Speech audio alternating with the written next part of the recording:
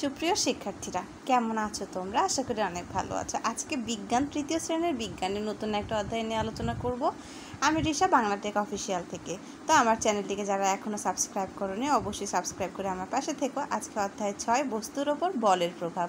So এই যে বল আমরা কিসে কিসে কাজ করি, কিসে ব্যবহার হয়, আমাদের দৈনন্দিন জীবনে বলের কি কাজ এবং তার জন্য আমরা কি কি কাজ করে থাকি, এগুলো সকল বিষয়গুলো নিয়ে আলোচনা করব। তো ভিডিওটি অবশ্যই শেষ পর্যন্ত দেখবে এবং এর সাথে আছে অনুশীলনীর প্রশ্নোত্তরগুলোও। তো চলো আর না দেরি করে আমরা সঠিক প্রশ্নের উত্তরগুলোতে চলে যাই। শূন্যস্থান পূরণ করি। পদার্থের গতি পরিবর্তনে বল প্রয়োগের প্রয়োজন হয়। খ, বল সরিয়ে নিলে অনেক বস্তু তার আসল আকৃতিতে ফিরে যায়। গ, গ্যাসের ওপর বল প্রয়োগ করে তার আয়তন কমানো যায়। ঘ, বল প্রয়োগের দুটি উপায় হলো স্পর্শ ও অস্পর্শ। ডান দিকের বাক্যর সাথে বাম পাশের বাক্য মিল করি। কাদামাটিতে চাপ প্রয়োগ করলে চ্যাপ্টা হয়ে যায়। মার্বেলে টোকা দিলে গতিশীল হয়। বায়ু ভরা ছোট বেলুনকে শক্তভাবে চেপে ধরলে আয়তন কমে যায়। রাবার ব্যান্ডকে টান দিলে লম্বা হয়ে যায়। এগুলো কিন্তু সবই গতির একটা পরিবর্তন, যা বল প্রয়োগের ফলে পরিবর্তিত হয়। যেমন রাবার ব্যান্ডকে টান দিলে এখানে আমাদের একটা বল প্রয়োগ করা লাগছে, তার ফলে সেটা লম্বা হয়ে যাচ্ছে। তো সঠিক উত্তরে টিক চিহ্ন দিই। 1, বল সরিয়ে নিলে নিচের কোন বস্তুটি আবার আগের মাধ্যমে ফিরে আসবে? গ, রাবার ব্যান্ড। আমরা জানি রাবার ব্যান্ডকে টান দিলে আকৃতি পরিবর্তন হয় এবং ছেড়ে দিলে পূর্বের অবস্থাতেই কিন্তু সেটা ফেরত চলে যায়। নিচের কোন বস্তুটিকে বল প্রয়োগের মাধ্যমে আকৃতি ধনুকের মতো করা যেতে পারে?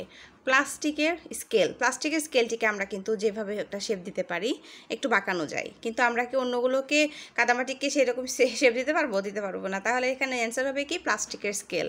যদি ভালো লাগে ভিডিও অবশ্যই লাইক আর কমেন্ট করে জানাবে এবং অবশ্যই সাবস্ক্রাইব করে পাশে থাকবে নতুন নতুন ভিডিও দেখার জন্য। 3, নিচের কোন বলের প্রভাবে গাছ থেকে ফল ভূপৃষ্ঠে পড়ে? মহাকর্ষ বল। ছোট প্রশ্ন, সংক্ষিপ্ত প্রশ্ন। ক, বল প্রয়োগ করে কিভাবে পদার্থের আকার পরিবর্তন করা যায় তার একটি উদাহরণ দিই। উত্তর, বল প্রয়োগ করে পদার্থের আকার পরিবর্তন করা যায়, যেমন কাদামাটিকে চাপ দিয়ে বিভিন্ন আকৃতির হাঁড়ি, কলস বা খেলনা তৈরি করা যায়। খ, দৈনন্দিন জীবনে বল প্রয়োগের মাধ্যমে করা যায় এমন 2টি কাজের উদাহরণ দিই। উত্তর, দৈনন্দিন জীবনে বল প্রয়োগের মাধ্যমে করা যায় এমন 2টি কাজ হলো: 1, দরজা খোলা বা বন্ধ করা, ফুটবলে লাথি মেরে বলকে গতি দেওয়া। গ, ঢাকনা ছাড়া প্লাস্টিকের বোতলে চাপ দিলে বোতলের আকারের কি পরিবর্তন হয়? উত্তর, ঢাকনা ছাড়া প্লাস্টিকের বোতলে চাপ দিলে বোতল সংকুচিত হয়ে যায় এবং তার আকার ছোট হয়ে যায়।